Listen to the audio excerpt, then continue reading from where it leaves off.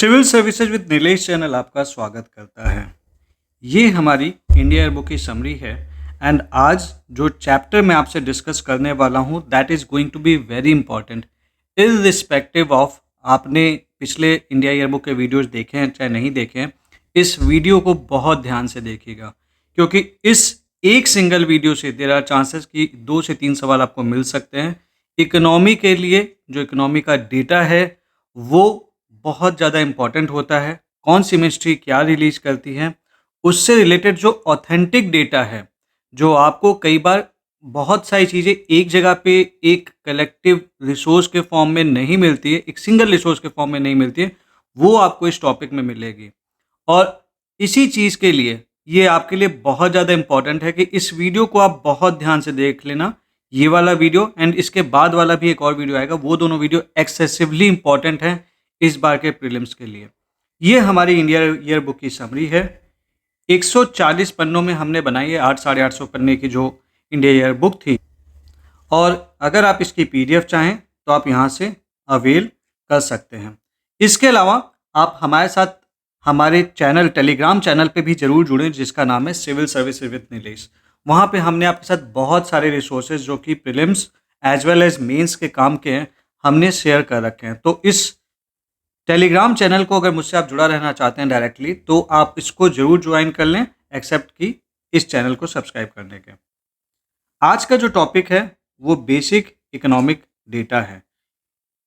Basic economic data जो कि India का इकोनॉमी से रिलेटेड है, ये अपने आप में बहुत इंपॉर्टेंट टॉपिक है। You know things are moved by the economy only and economy से रिलेटेड कोई भी चीज़ होती है तो वो बहुत ज़्यादा इंपॉर्टेंट हो जाती है। और इसी चीज़ के लिए इट्स इम्पॉर्टेंट कि आप इस टॉपिक को बहुत ध्यान से देखें और समझ लें जो जो चीज़ें बताई गई हैं। Please make a note of it. आज तो पेन कॉपी ज़रूर ले लेना क्योंकि बहुत सारे सीधे सीधे आपके क्वेश्चंस आएंगे, आपको दिखेंगे और बहुत सारी इन्फॉर्मेशन आपको मिलेंगी जो आपको एक्चुअली आनी चाहिए। एंड इन द केस अगर आपको कोई इन्फॉर्मेशन नहीं आती, उसमें से नहीं पता है, तो आप ये इंश्योर कर लेना कि आज के बाद उस टॉपिक पे आपको दिक्कत ना हो और उस चीज़ के लिए नोट्स ज़रूर बना लेना। Chapter 7 is basic economic data. India की इकोनॉमी की बात कर लें तो इंडिया का इकोनॉमिक डेटा का जो मेन दामोदार है वो है ministry of statistics and programme implementation. This is an independent ministry, ठीक है। It was established in 1999 and it was formed by the merger of two departments which are Department of Statistics and Department of Program Implementation। ये एक nodal agency है जो कि India के statistical system को पूरी तरीके से प्लान्ड ऑर्गेनाइज्ड डेवलपमेंट में काम करती है। ये जनरल बातें हैं, आपको वो वैसे भी नाम से भी पता चल जा रहा होगा, बट अभी जो डेटा इसके बाद जो आता जाएगा वो इम्पॉर्टेंट है। Coordination of statistical activities across government of India, state government, international agencies, ये जनरल बातें हैं। ये बाय द वर्ड इटसेल्फ ये अंडरस्टूड है। आगे बढ़ते हैं। इस मिनिस्ट्री के ऑर्गेनाइजेशन स्ट्रक्चर की बात करें तो then it has statistical wing जिसका काम है डेटा कलेक्शन, डिससेमिनेशन, सर्वे का डिजाइन करना, स्टैटिस्टिकल स्टैंडर्ड को मेंटेन करना। ये प्रोग्राम इम्प्लीमेंटेशन विंग है जो इस मिनिस्ट्री के अंदर में आती है, जो कि सेंट्रल सेक्टर प्रोजेक्ट्स को तो मॉनिटर करती है, साथ ही साथ एमपी लैड्स को इम्प्लीमेंट करती है बेसिकली। मतलब बेसिकली मॉनिटर करती है। सो ये कौन मॉनिटर करता है एमपी लैड्स को? This is a very important scheme, so you should know MPLADS is monitored by this wing. So it is very important on the part of you to know this, ठीक है। ये note कर लेना, ये ministry of statistics and programme implementation ही इसे implement करता है। Then we have the national statistical commission जो कि 2006 में स्टैब्लिश हुआ था। And then it is the advisory body to evolve statistical priorities, policies and standards. ये जनरल इन्फॉर्मेशन है, जो जो इन्फॉर्मेशन है स्पेशली नोट करनी। जैसे अभी जो सबसे मेन इन्फॉर्मेशन हमें समझ में आई वो एमपी लैड्स वाली आई। कभी भी सवाल आ सकता है, सीधा बोल देगा कौन सी मिनिस्ट्री के अंडर में। और अक्सर हम ये सोचते हैं कि भैया मिनिस्ट्री ऑफ स्टैटिस्टिक्स के अंडर में कैसे होगी, बट वो उसी के अंडर में। Then we have the Indian statistical institute, ये एक ऑटोनॉमस बॉडी है, ठीक है। So as an autonomous body it is functioning, मतलब इसके कुछ एक्स्ट्रा इसको प्रिविलेजेस हैं, अपने इसके कुछ डिसीजन है जो ये इंडिपेंडेंट ऑफ द मिनिस्ट्री ले सकते हैं। That is why there is minimum autonomy in its functioning. So it was declared as an institute of national importance in this and इसके अलावा इसमें और कुछ काम का नहीं है। ठीक है, तो अभी तक हमारा काम का ये मिला कि we have a programme implementation wing of ministry of statistic and programme implementation which monitors MP LAD, जो इन्फॉर्मेशन आपको पता होनी चाहिए। नेशनल स्टैटिस्टिकल कमीशन की बात कर लेते हैं। It was formed by the recommendation of this Rangarajan commission. सो कभी भी पूछ ले कि भाई कौन से कमीशन के रिकमेंडेशन से it was formed, you should know this commission name. It was set up in 2005 and then it was given the task, basically constituted का मतलब है कि इस दिन 2006 को, आई मीन टू से इस ईयर में, it was given the mandate via the cabinet decision to act as the nodal agency and the empowered body of core statistical activities, evolving monitoring and enforcing statistical priorities, coordinating statistical activities। ठीक है, ये data still इतना भी important नहीं है क्योंकि ये बहुत स्पेसिफिक नहीं, this is a very general data. तो इसमें अभी जो दूसरी इंफॉर्मेशन मुझे काम की मिली वो मिली रंगराजन कमीशन, क्योंकि इन जनरल वो आपसे ईयर नहीं पूछेंगे, ये पूछ सकते हैं। नेशनल स्टैटिस्टिकल कमीशन का जो चेयरपर्सन है, he is not the full time, he is a part time person. इसके members, there are 4 part time members with domain expertise. Ex officio member CEO of NITI Aayog is x officio member. आपके लिए एक सवाल है, who is the current CEO of NITI Aayog, let tell me. ठीक है, then we have the secretary to NSC. ठीक है, तो इसका जो सेक्रेटरी है वो secretary of ministry of statistic and programme implementation ही इनका सेक्रेटरी है। Then we have the national stat, तो ये आप याद कर लेना, its composition becomes important. Then we have the national statistical office. ठीक है, so it functions as the executive और statistical arm of ministry of statistic and programme implementation. जब मैं टर्म यूज कर रहा हूँ एग्जीक्यूटिव या स्टैटिस्टिकल आर्म, इसका सिंपल सा मतलब है it will refer to a division और body within a larger organisation. एक लार्जर ऑर्गेनाइजेशन होगी, उसमें एक बॉडी होगी जो कुछ specific executive action, executive decisions ले रही होगी, लाइक डिसीजन मेकिंग या उसका एडमिनिस्ट्रेटिव डिसीजन, तो वो एग्जीक्यूट कर रही होगी, that is why it is executive. And statistical की बात कर रहा हूँ तो इसका काम होगा डेटा कलेक्शन या डेटा एनालिसिस या डेटा रिपोर्टिंग, इस टाइप के फंक्शन परफॉर्म कर रही होगी। तो national statistical office it functions as the executive arm of MOSPI। ठीक है, तो ये जनरल चीज है। देन की रिस्पॉन्सिबिलिटीज में आ जाते हैं, तो इसका एक जो फंक्शन है ये इंपॉर्टेंट है। अब कभी कोई पूछ लेता है ये कौन कंपाइल करता है, which organisation compiles national account statistics, IIP, index of industrial production. अभी इन सबके बारे में मैं आपको बताऊंगा, अभी नेक्स्ट ये सारे टॉपिक्स एक्सप्लेन्ड है, तो मैं ये सारे टॉपिक्स के बारे में थोड़ा थोड़ा आपको बताता जाऊंगा ताकि आप को इससे रिलेटेड कोई भी क्वेश्चन है तो आप इन जनरल कर ले। प्रीलिम्स के लिए जो स्पेसिफिक इंपॉर्टेंस, जो टॉपिक्स इसमें मतलब जो इन्फॉर्मेशन इंपॉर्टेंट रखती है, मैं आपको ये चीज़ बता दूंगा। Then we have the consumer price indices. ये किसके द्वारा रिलीज किया जाता है? National statistical office, NSO। Then it leads to the dissemination of energy statistics, social and environmental statistics, gender and human development indicators, and it also leads to the preparation of national industrial classification standards। इन सारी चीज़ों के बारे में information अब 1 by 1 समझते चलते हैं। ध्यान से सुनिएगा अबाउट दिस नेशनल अकाउंट्स। ठीक है, तो नेशनल अकाउंट से रिलेटेड जो स्टैटिस्टिक्स है, it actually refers to this systematic macroeconomic data. जब यहां पे बात हुई, it is not micro, it is the macroeconomic data of India. ठीक है, इससे कंट्री जो इंडिया है इसकी इकोनॉमिक एक्टिविटी के बारे में पता चल रहा है। यहां पे आप production, income, consumption, investment, wealth etcetera, एक स्पेसिफिक डिफाइंड पीरियड के दौरान आप क्या चेंजेज हुए हैं उसके बारे में आप पढ़ते हैं, या फिर उसकी क्या करंट वैल्यू है। जनरली ये इन्फॉर्मेशन या तो मंथली दी जा सकती है या क्वार्टरली या फिर एनुअली। ठीक है, and it's actually form the backbone of your economic planning and analysis.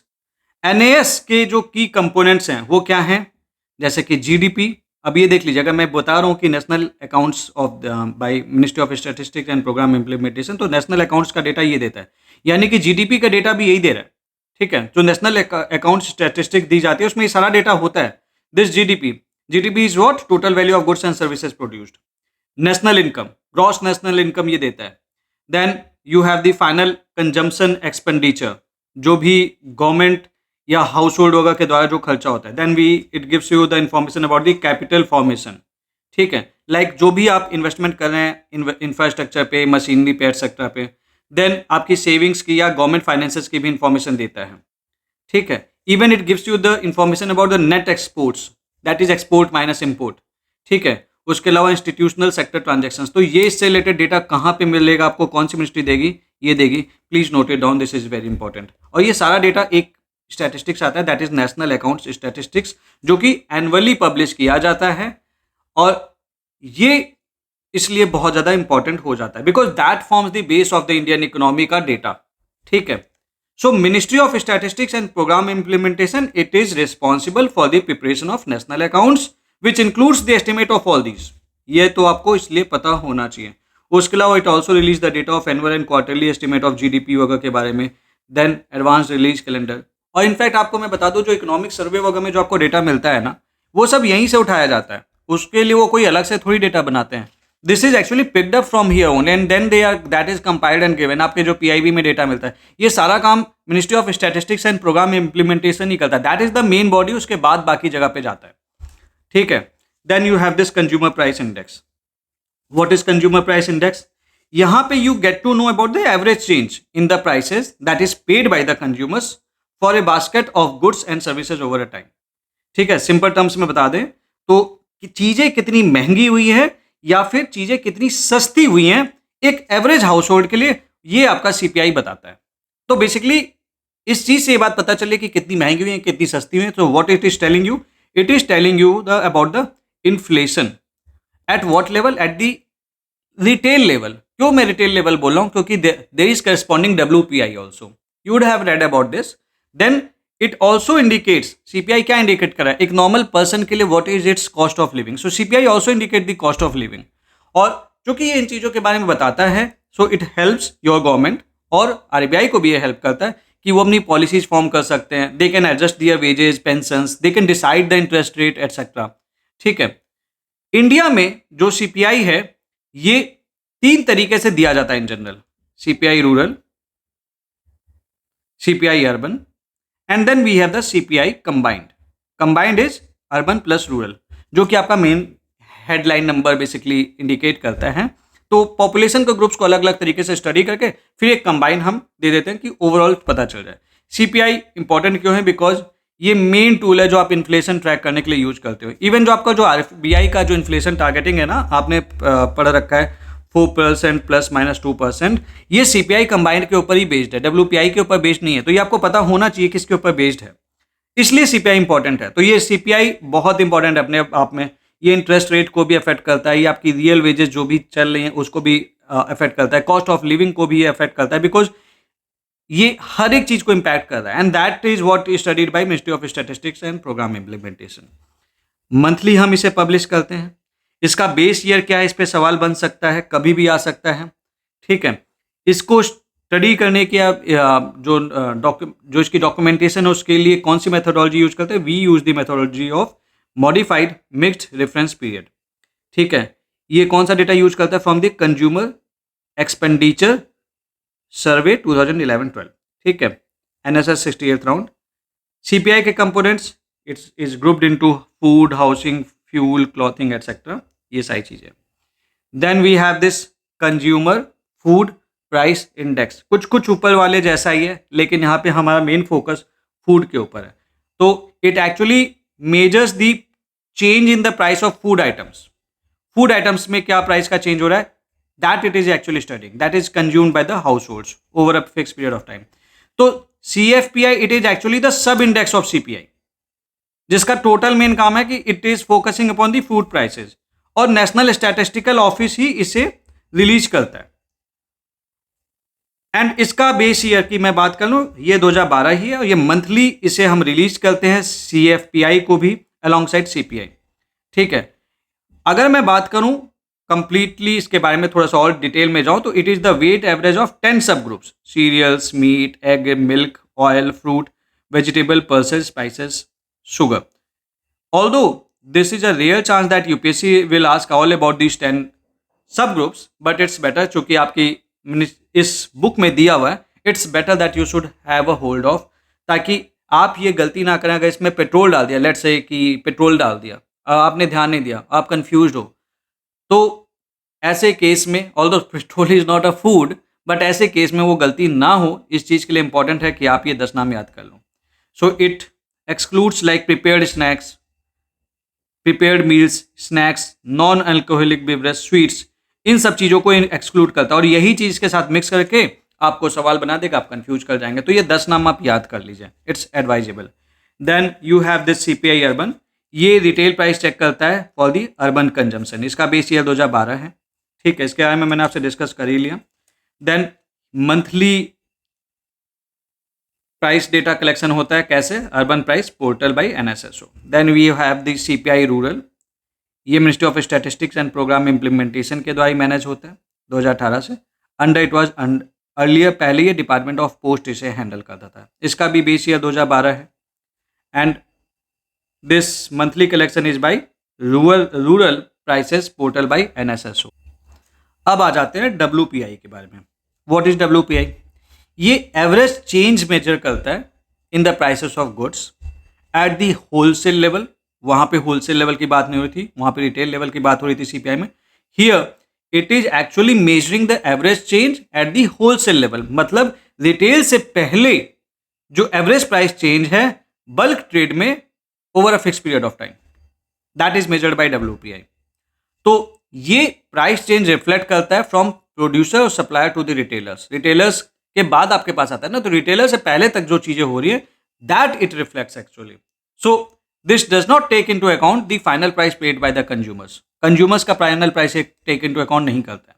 कौन रिलीज करता है? Again the office of economic adviser. Release की बात कर रहा हूं. Office of economic adviser release it.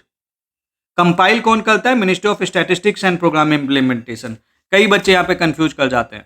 Ministry of statistics and programme implementation इसके behalf पे इसको कंपाइल करता है, but it is released by office of economic adviser DPIIT. It's important, please note it down. ठीक है. It measures the price changes at the wholesale level across sectors. Monthly release करेंगे, current base year 2011-12 है. Then you have the index of industrial production. Index of industrial production के बारे में बात कर लो तो it is the economic indicator जो कि growth rate of industrial production, जो इंडस्ट्रियल प्रोडक्शन का जो ग्रोथ रेट है over a specific period of time, defined period of time, उसको ये मेजर करता है. और ये हमें ये दिखाता है किस तरीके से इंडस्ट्रीज में, जैसे कि आपकी मैन्युफैक्चरिंग हो गई, माइनिंग हो गई, इलेक्ट्रिसिटी हो गई, किस तरीके से volume of production is changing relative to definitely a base year. इसका कुछ बेस ईयर होगा, तो थोड़ा सा ये देख लेते हैं. This is compiled by ministry of statistics and programme implementation. ये इतना इंपॉर्टेंट नहीं, data source 14 ministries etcetera. Then you have this release frequency is monthly.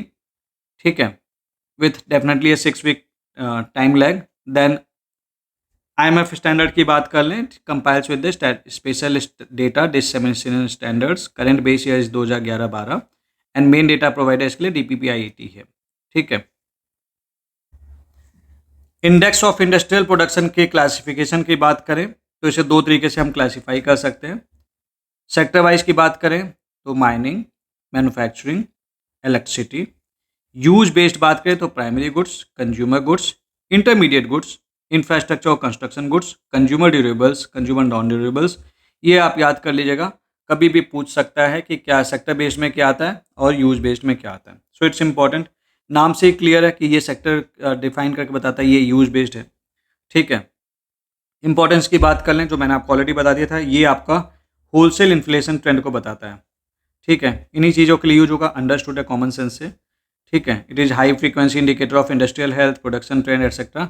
ये बोल बच्चन है, अपने आप में अंडरस्टूड है. ठीक है. तो अभी मैंने 3 चीज़ें आपको बताई about the CM, like I have told you about IIP, I have told you about CPI, I have told you about WPI. तो थोड़ा सा इसे हम रिवाइज कर लेते हैं ताकि आप कंफ्यूज ना करें. IIP की बात कर लें, ये आपका वॉल्यूम ऑफ इंडस्ट्रियल प्रोडक्शन के बारे में बताता है. CPI के बारे में अगर मैं बात करूं, it tells you about the retail prices. WPI के बारे में बात करूं, it tells you about the wholesale prices.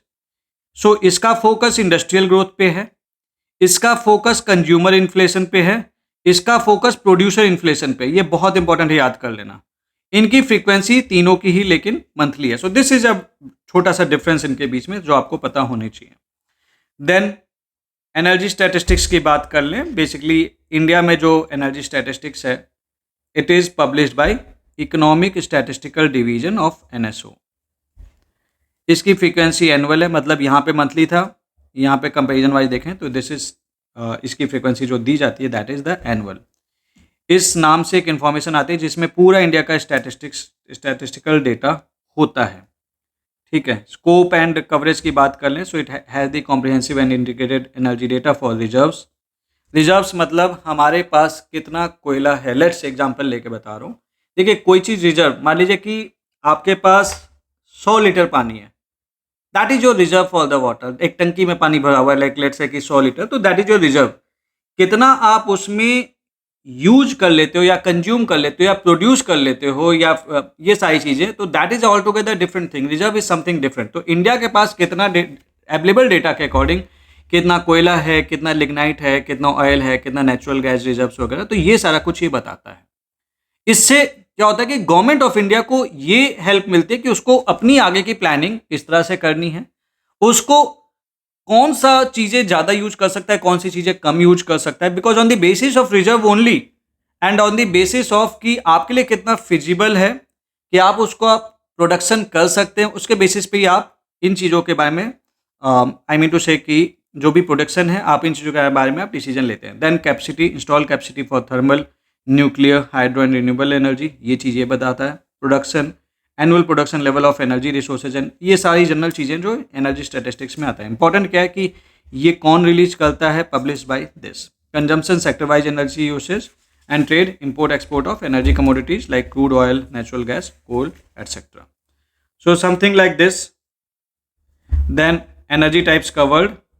Then we have this fossil fuel, coal, lignite, petrol, natural gas, renewable में solar, wind, biomass, hydro, and then electricity and nuclear energy. Then you have this environmental statistic. इसके publication like it does release Ministry of Statistics and Program Implementation, InviStats India. ठीक है, ये release करता है. इसके 2 volume आते हैं. Volume 1 is environmental statistics, environmental से related statistic, and volume 2 is environmental accounts. Mainly ये नाम याद कर लेना. And it is based upon what? It is based upon the UNSD framework for development of environmental statistics 2013. ठीक है. कौन सी ministry release करती है? Economic statistical division. सो ये सीधा सीधा क्वेश्चन पूछ देंगे कि इसको कौन पब्लिश करता है. That's it. आपको ये बात पता होनी चाहिए. ठीक है. देन अलग अलग डायमेंशंस के स्टैटिस्टिक्स भी it also gives, like MOSPI का रोल होता है. Like it publish the women and man in India का जो डेटा है with gender segregate data on health, economy, education and empowerment. इसके अलावा it also goes for the international collaboration, जैसे कि inter agency and expert group on gender statistics. क्या है ये बेसिकली एक इंटरनेशनल बॉडी है जो कि ग्लोबल लेवल पे जेंडर स्टैटिस्टिक्स को फॉरवर्ड करने में हेल्प करता है. ये generally UN, like this is usually convened by the UN statistical division, often in collaboration with definitely UN women and other UN bodies. ठीक है. सो ये मिनिस्ट्री, ये जो इंटेलिजेंसी एंड एक्सपर्ट ग्रुप है, ये इंटरनेशनल कमिटमेंट, जैसे कि आपने बीजिंग प्लेटफॉर्म, जिसके बारे में इनफैक्ट प्रीलिम्स में एक बार सवाल भी आ रखा है, Beijing platform for action. Now tell me in the comment section, Beijing platform for action किस चीज़ से रिलेटेड है? लिख दे रहा हूँ मैं, इंपॉर्टेंट है. Beijing platform for action. ठीक है. तो ये किस चीज़ से रिलेटेड है? तो इसमें भी ये असिस्ट करता है. ठीक है. And minimum set of gender indicators, इन चीज़ों के साथ भी ये काम करता है. Then we have the Washington group on disability statistic. Washington group क्या है? ये एक UN statistical commission city group है जो 2001 में इस्टेब्लिश हुआ था. इसका काम है we have to produce and enhance the quality and comparability of disability data worldwide. तो बेसिकली हमें एक स्टैंडर्डाइज टूल डेवलप करना है ताकि हम इंटरनेशनली कंपेरेबल डिसेबिलिटी स्टैटिस्टिक्स हम प्रोड्यूस कर सकें. सो एक क्वेश्चन ये भी बन सकता है कि इसका नाम है कि Washington group is related to what? Gender data, disability data, ST data, SC data, what is किससे रिलेटेड है? Then you have the monitoring of SDG. क्या है SDG? Sustainable development goals. ये 17 गोल्स है, आपने पढ़ भी रखा होगा, जो कि यूएन मेंबर स्टेट्स के द्वारा बेसिकली दे वर अडॉप्टेड 2015 में as the part of 2030 agenda for sustainable development. इससे पहले मिलेनियम डेवलपमेंट गोल्स थे एमडीजी, उसके बाद एसडीजी बन गया। ठीक है, और ये 17 हैं। मैं आपको सही बता रहा हूँ, कभी भी यूपीएससी आपसे पूछ सकता है एसडीजी के लिए कि भाई एसडीजी 1 कौन सा है, 2 कौन सा है, 3 कौन सा है, 4 कौन सा है। It is expected of you कि आपको 1 से 17 तक याद होना चाहिए। This is a task for you. Comment, put in the comment section की व्हाट आर दोज 70 एसडीजीज। ये बहुत इंपॉर्टेंट है, और कमेंट नहीं भी करें। वैसे तो it's better if you participate, you will learn actually, but if you don't write at least you should learn this. This is very important, बहुत इंपॉर्टेंट रोल है इसका। ठीक है, कभी भी पूछ सकता है, दैट इज प्रीलिम्स के लिए, तो that is very important. Then we have the India में एसडीजी का जो मॉनिटरिंग है, कोऑर्डिनेशन है, वो नीति आयोग करता है। स्टैटिस्टिकल मॉनिटरिंग लेकिन एमओएसपीआई करता है। ठीक है, and it is interested with the development of national indicator framework. National indicator framework क्या है? ये इंडिया का ऑफिशियल मॉनिटरिंग फ्रेमवर्क है कि हम कितना प्रोग्रेस कर रहे हैं towards sustainable development goals at the national and definitely the state level.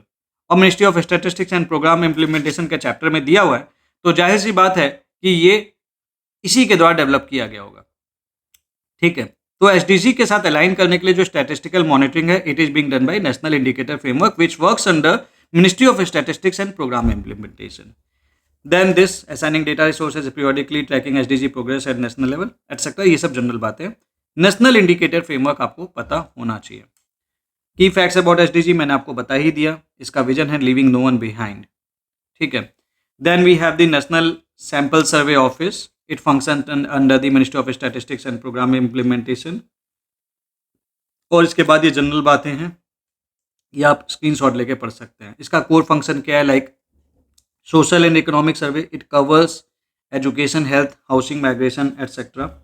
ठीक है, then periodic labour force survey, ये इंपॉर्टेंट हो जाता है। नेशनल एनएसएसओ क्या क्या रिलीज करता है, इसको कौन रिलीज करता है, ये आपको पता होना चाहिए। एनुअल सर्वे ऑफ इंडस्ट्रीज कौन रिलीज करता है, ये आपको पता होना चाहिए। कभी भी सवाल बन सकते हैं, कभी भी सवाल बन सकते हैं। उसके बाद you have the unincorporated sector enterprise survey, ये कौन रिलीज करता है, ये पता होना चाहिए। जो हमने नाम लिया, that is national sample survey office. ठीक है, ये क्या है अनइनकॉर्पोरेटेड सेक्टर? तो सीधी सी बात है, ये बेसिकली एक इनफॉर्मल ऑर्गेनाइजेशंस के बारे में स्टडी करता है, जो कि टिपिकली किसी फॉर्मल कॉर्पोरेट लॉ के अंडर में रन नहीं कर रही है। एंड इसमें जैसे आपकी proprietorship, partnership, excluding definitely LLPs वगैरह, self help group, cooperative trust वगैरह आते हैं। Then we have this survey of service sector enterprise, ये कौन स्टडी करता है? Then again the answer is same जो ऊपर था। Then we have the household consumption expenditure survey, this is key for computing poverty estimate, CPI weights. Then urban frame survey. अब अच्छा, ये सारी इंफॉर्मेशन ना आपको एक जगह पे नहीं मिलती है, यहाँ पे मिलती है। और कभी भी सवाल सीधा सीधा पूछेगा ये कौन रिलीज करता है, आपको आप गलती करके आ जाएंगे, तो इसको नोट जरूर कर लेना। Then it also gives you the price statistics. ठीक है, it supports compilation of CPI and WPI. ठीक है, then it also support the agricultural statistic. तो ये जनरल चीज़ है, आप नहीं भी पढ़ेंगे तो कोई बात नहीं। देन स्टैटिस्टिकल डे, किस डे को होता है? 29 जून। नहीं पूछेगा यूपीएससी, बट याद कर लेना क्योंकि मैंने इंडिया ईयर बुक में दिया था। Then to honour why it is statistical day क्यों मनाते हैं? क्योंकि we had the professor late PC Mahalanobis. और इनके बारे में बता दूं, सेकंड ईयर 5 ईयर प्लान इन्होंने प्राइमरी डिजाइन किया था, that is why this is also set as to be this model. अच्छा, फर्स्ट 5 ईयर प्लान को कौन से मॉडल के अकॉर्डिंग बोलते हैं? ठीक है, ये कमेंट सेक्शन में बताना। ठीक है, देन वी हैड दी ई सांख्यिकी पोर्टल। ई सांख्यिकी सीधी सी बात है, स्टैटिस्टिकल पोर्टल है। ठीक है, सांख्यिकी इंग्लिश उसकी स्टैटिस्टिक्स ही होती है। So we had the establish a comprehensive data management and sharing platform for official statistics के लिए। Then India at the United Nation statistical commission. United Nations statistical commission क्या है? This is the highest decision making body of the global statistical system. और उसमें वही सा, अगर नाम से ही क्लियर है कि this will be overseeing standard setting, statistical concepts and coordination, ये अपने आप से वैसे याद हो जाएगा। India was elected as a member for 2024 to 2027 after a gap of 20 years, and since India is elected as a member, तो ये पीरियड आपको डेफिनेटली याद होना चाहिए। और ये चीज़ डेफिनेटली इंडिया के बारे में कुछ अच्छी बातें बता रहा होगा, बट इसे नहीं भी याद रखोगे तो कोई बात नहीं, क्योंकि आपको पता है इंडिया कोई भी अच्छा काम होता है तो हर जगह कंट्रीब्यूट करता है। ये डेटा याद रखना थोड़ा सा इंपॉर्टेंट है। Then we have the infrastructure and project monitoring that is released by that is overlooked by ministry of statistics and programme implementation. यहाँ पे क्या करती है मिनिस्ट्री? ये मिनिस्ट्री क्या करती है कि जो भी sector central sector infrastructure projects हैं जिनकी 150 करोड़ से ज़्यादा की कॉस्ट है, ये इस थ्रेशोल्ड याद कर लेगा। ये 100 करोड़ दे के आपसे सवाल पूछ लेंगे और आप गलती करके आ जाओगे। तो जो भी सेंट्रल सेक्टर इंफ्रास्ट्रक्चर प्रोजेक्ट्स है जिनकी कीमत 150 करोड़ से ज़्यादा है, उसका ये ध्यान रखते हैं कि भैया तुम क्या काम कर रहे हो। दैट इज़ वेरी इंपॉर्टेंट, और ये बहुत इंपॉर्टेंट है, आपको पता होना चाहिए। ये सीधे सीधे पूछ देगा इसके फंक्शंस में और आप गलती करके आ जाएंगे। यहाँ पे क्या करते हैं ना, अक्सर ये वैल्यू के साथ खेलते हैं। ये 150 करोड़ की जगह 1500 करोड़ कर देगा, आपको लगेगा 150 करोड़ का प्रोजेक्ट क्यों देखेगा, बहुत छोटा सा दाम है इंडिया के अगर हम इकोनॉमी वाइज देखें, और यहीं पे हम गलती कर देते हैं। और 11 की सेक्टर इंफ्रास्ट्रक्चर सेक्टर को ये देखता है। ये सेक्टर्स याद कर लीजिए, ये बहुत इंपॉर्टेंट है। Power, coal, steel, cement, railway, shipping and ports, fertiliser, petroleum and natural gas, civil aviation, road and telecommunication. ये एक्सेसिवली इंपॉर्टेंट है, इसे आप याद कर लीजिएगा। देन ये जनरल चीज़ें, ये नहीं भी याद होगी तो कोई बात नहीं, बट इतना याद कर लेना 150 crore and these sectors, it's important. MP let's, इस पे ऑलरेडी सवाल भी आ रखा है यूपीएससी में, एंड मैंने सीधे सीधे ये जो आपकी इंडिया ईयर बुक में वही कॉपी पेस्ट किया है ताकि कोई इन्फॉर्मेशन छूटी ना रह जाए नोट्स के लिए, ठीक है। Ministry of members of the parliament local area development scheme 1993 में it was launched as the central sector scheme and it is fully funded. पूरा पैसा सेंट्रल गवर्नमेंट देती है, कहीं से मांगती नहीं है, कहीं स्टेट से नहीं मांगती है, ठीक है। इसका जो ऑब्जेक्टिव है सिंपल सा है कि दे कैन रिकमेंड। यहाँ पे ध्यान रखिएगा उनका जो रोल है एमपीज का वो रिकमेंड करने का है, ठीक है। और किस तरीके के वर्क इम्प्लीमेंट कर मतलब रिकमेंड करेंगे, that are durable, it will lead to the creation of durable community assets, तो उसी को वो रिकमेंड करेंगे। That is based upon the locally felt needs, वहाँ की लोकल रिक्वायरमेंट क्या है, ठीक है। उसके बाद इन जनरल ये चीज़ें हैं, आप इसे पढ़ लीजिएगा, इसमें बहुत कुछ खास नहीं है। काम का क्या है कि द एनुअल इंटाइटलमेंट जो है वो 5 करोड़ का है, तो इतने तक का ये अपने से रिकमेंड कर सकते हैं। Under this scheme the role of member of parliament is limited to recommending the work, recommend कर सकते हैं ये काम को, इम्प्लीमेंट ये नहीं करेंगे। It is the responsibility of the district authority, और इस पर क्वेश्चन भी आया था, इस पर बहुत सारे लोगों ने गलती की थी। It is the responsibility of the district authority to sanction, execute and complete the recommended work within the stipulated period, time period. So ये चीज़ आप याद कर लेना। उसके बाद ये जनरल चीज़ें हैं जो एक बार आप रीड भी कर लेंगे तो आराम से आप समझ जाएंगे। So that's it, that is related to this information.